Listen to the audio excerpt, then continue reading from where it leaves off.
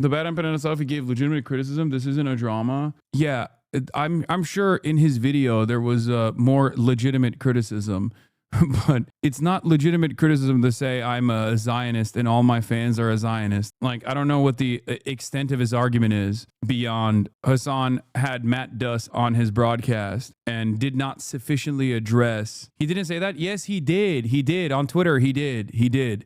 And that's what his fans have been saying as well, that are my fans as well. So to act like that's not a thing that he came out of the gate swinging as is literally wrong. He did say that. Why are you guys acting like he didn't say that? He might have like a much better point of criticism overall, but like by the time I had addressed his concerns, it was that I have Matt Duss on the broadcast. Check the comments on your video you posted about it. No one is on your side, buddy. I don't care. Okay. Sure. I don't know why. You guys just want to extend it. That's my point. And every time I even touch it, it's going to only further extend because the cycle will move on. It already has moved on. It moved into Hassan is defending Matt Duss or his positions, which is not true. Most people didn't even fucking watch the back and forth that took place. Or when they were listening to it, they just like checked out from some of the statements that were being made or whatever I was saying as a counter. The reason why I had this conversation, platformed a person that is directly that directly has the ears of politicians. It's ridiculous. He's not a fucking podcaster. He is a foreign policy person. First and foremost was because I wanted to have a talk about Ukraine. Okay. Obviously, we mostly also covered Israel-Palestine. I was unfamiliar with a lot of what he had said in early 2023. But my position has always been that if someone is like actively saying Israel is engaging in war crimes and Israeli politicians are war criminals and American politicians are also engaging in war crimes, and they step out of the way and don't actively present themselves as a hurdle towards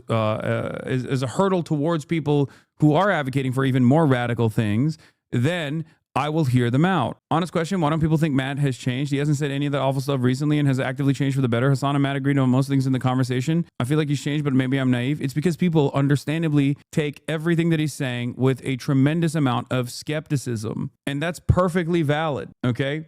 That's perfectly valid. There's smoke that I have for people who have spent every waking moment actively attempting to deplatform people who are speaking out for Palestinians and Palestinian emancipation. I saw a lot of the stuff that he had said.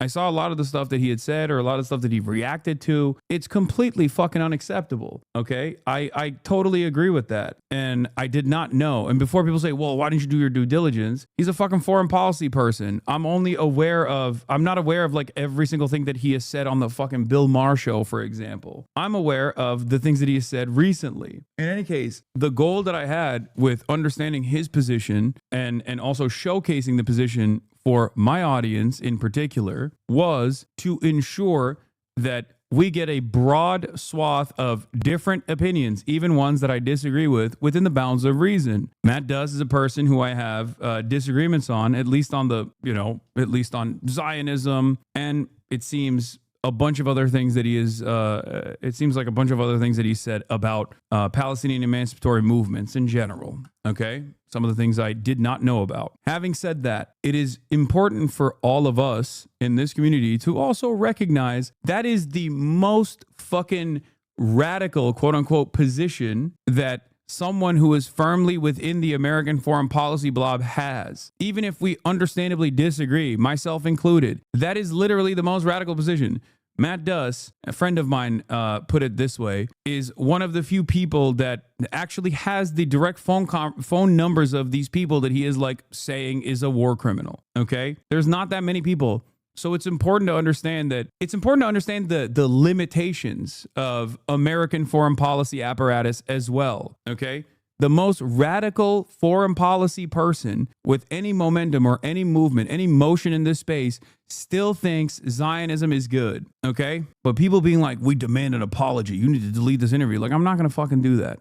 It's just, that's not a thing that I'm ever going to do. It literally feels, from my perspective, I'm being super honest with you, it feels like the exact same thing that happened with like, Hassan, you bought a house. Why don't you apologize for that? And the reason why I feel that way is because you're discarding every other thing that I've done in the process and not even remotely trusting the initiative I'm taking here is not the same. Yeah, it's not the same because you don't agree with it, but you agree with this other thing. Amy Goodman and fucking Sam Cedar have Matt Duss on and are not even remotely contentious with him at any point when they have them on. I don't see this level of fucking smoke for any of those people, and they shouldn't. They shouldn't receive smoke. But I haven't heard a single fucking take from any number of people in my community against those guys, and they shouldn't. They shouldn't either. It's just fucking parasocial. It's because I'm literally accessible. That's it. That's it. Any sort of additional cynical interpretation beyond that like I'm doing this for some gain. I'm doing this because his first complaint was you uploaded the Matt convo, but not yours with him. Wait, what? Anyway, the chatters don't see Bad Empanada as a tool to genuinely make you seem less radical for the public. Chat is fine for the internet back and forth of it all. Every Bad Empanada video with you always ends up focusing on how Israeli propaganda works in liberal circles and never about how you're evil. It's like chat doesn't actually watch the videos. I'm sure they don't. That's what's fucking annoying about it. That's it. Anyway, the idea that I'm like, getting paid to do a fucking Matt Duss interview is so funny. Or I'm getting groomed by mainstream media to pacify the leftist movement. Please understand that there is real and valid critique if you look beyond the rabid people attacking you. No, I do. I understand. The valid critique is people saying, I should have been more combative. I should have pushed back even harder, or I should have been more skeptical, or I should have had the prior knowledge before having him on about like everything that he has written on the subject matter. That's the valid critique. And that's fair. That's fair. Some of those criticisms are fair. I don't think that like you have to be inflammatory when having a conversation with him is not fair. I don't think that that's fair critique. But it's not like I agreed with him. I disagreed with him. The disagreements were just not aesthetically as aggressive as many people would want it to be. That's it. You wanted me to like have him on and ritualistically humiliate him. And I also even understand that as well. And to be fair, the most valid criticism is if you knew these tweets or if you knew the things that he had said and done in like 2023, I would have absolutely brought that up because I'm not here to like launder his reputation. I don't care to do that. I don't care to do that at all. I think one of the fairest assessments here that I absolutely should have done, and if I have another conversation with him, I will, is asking him about the differences of like how he approaches Russia and the full-blown mother of all sanctions that Russia has received for unjustifiably invading Ukraine as opposed to Israel. Okay? That I think is the best, most productive conversation that could take place because that is something that he has advocated for and has been a champion of. It's just like full-blown sanctions to Russia. And that's not something seemingly he is an advocate for Israel. And the question is, why? Also, this is the perfect depiction of why this kind of conversation turns ultimately into an unproductive, idiotic assessment. I missed out. Is he tripling down? I don't know, man. Why don't you fucking watch the VOD and then make up your own goddamn mind? Why do you wait for another fucking person? Watch the VOD. This is what I mean. You're horny for drama. You're horny. This is not a fucking question that you ask sincerely. This is a question that you ask when you are horny for drama. You're just horned up. That's it. Also, it's such a blip, and it's so entirely irrelevant in the grand scheme of things. This is such bad faith, man. I know I'm just bad faith, brother. You going, I missed out. Is he tripling down, salivating at the prospect of more conversations surrounding this issue when it is ultimately inconsequential and insignificant, no matter how big you think this is, okay? 1 to 2 hours in like 60-hour week of coverage, which is almost 100% about Israel. People who think this is a big deal are either bad faith or entirely too caught up in the online vector of this issue. Yes, that is what it is. That's precisely what it is. Anyway, ultimately, no bad blood, as I've said. I don't give a fuck what a bad empanada says. I'm still going to keep doing what I'm doing. He's going to keep doing what he's doing. I think he's still ultimately, in spite of his behavior online, is a force for good. It's just a nuisance for the most part. It's a nuisance and it's annoying, but it is what it is, you know? And the same goes for even people who are like annoyed with this interview where they were like, you have to apologize. It's not going to happen.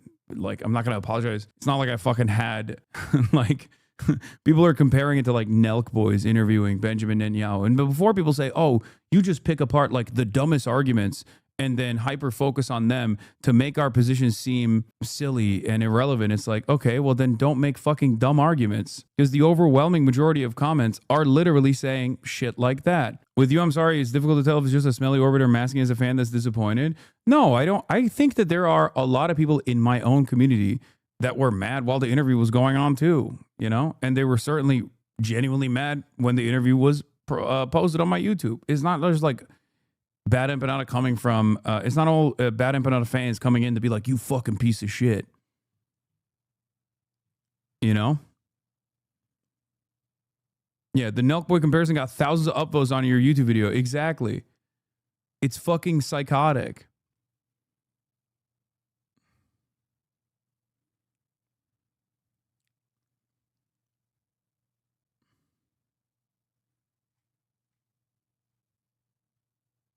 You fucking piece of shit. Anyway, I've betrayed the Palestinians, but I will of course continue to do my coverage as I always do, through thick and thin, no matter what. But if you think that like it's you know, I'm not allowed to interview this person or that person, you're fucking wrong. Matt Duss reacts to talking points on U.S. officials on Israel. Right. I think it's just Middle East Eye. Who keep repeating the same. It's like, how do you... Damn, that's crazy. Middle East Eye. Of the Center for International Dude, what Policy. the fuck's going on? This guy's everywhere, dude. It seems all of our outlets are compromised, with only one exception: Bad Empanada. These entire fucking professional media productions that have groups of producers offering a platform to fucking Matt Duss. They must also not have seen the tweets. This is why I said it's like the house situation. Everyone has interviewed this person about Israel, and I'm willing to bet that it was actually nowhere near as contentious as my interview with Matt Duss, as a matter of fact. And yet, for some fucking reason, this is the only fucking person that you have an issue with in this community. Just ask yourself why. People get tuned up and they lose their charitability very quickly. And then they say incredibly, incredibly harsh words. I've seen some wild comments about you under that video, Lamau. I know. They say incredibly harsh things. It's okay. You know, I'm a leftist content creator. I'm a socialist, anti-imperialist content creator in the United States of America. I've been doing this for 10, 12 years at this point. I've heard it all.